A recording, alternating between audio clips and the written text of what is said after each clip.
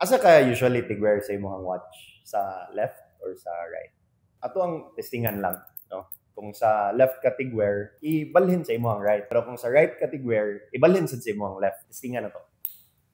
Kabantay ka, mura siya kiwaw, no? Dili siya ingon ana ka komportable. Mura siya o naibugat sa imong right nga wrist or sa imong left, depende kung asa ka nag-wear first. Pero mao ni ang reaction sa ato ang brain kung natay buhaton nga dili usual. Kaya ang ato ang brain dili kayo na siya ganahan og change.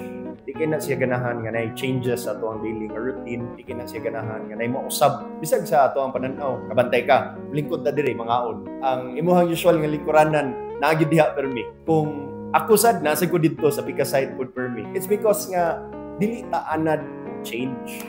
Mas ganahan ta kung unsa atong usual nga buhaton. Now, muni ang interesting. Kay kita ganahan ta nga mausab ato ang kinabuhi or ganahan ta nga masinso or ganahan ta to be better than who we were yesterday, but di man musugot ang ato ang brain. So unsay ato ang dapat buhaton di ay testingin ni. Ang imuhang watch i-wear per me sa imuhang right. Tanawa, everyday kabantay ka nga mas mahimo ka og komportable kana na siya sa imong right instead of sa imong left. Ingon anion pud nato pagbuhat ang changes nga ato ang ganahan sa ato ang everyday nga routine. So kung natay ganahan nga positive changes nga buhaton, atong buhaton everyday. And then that is how we train our brain to embrace the change that we want. Tanawa, tingigan. Please like and share.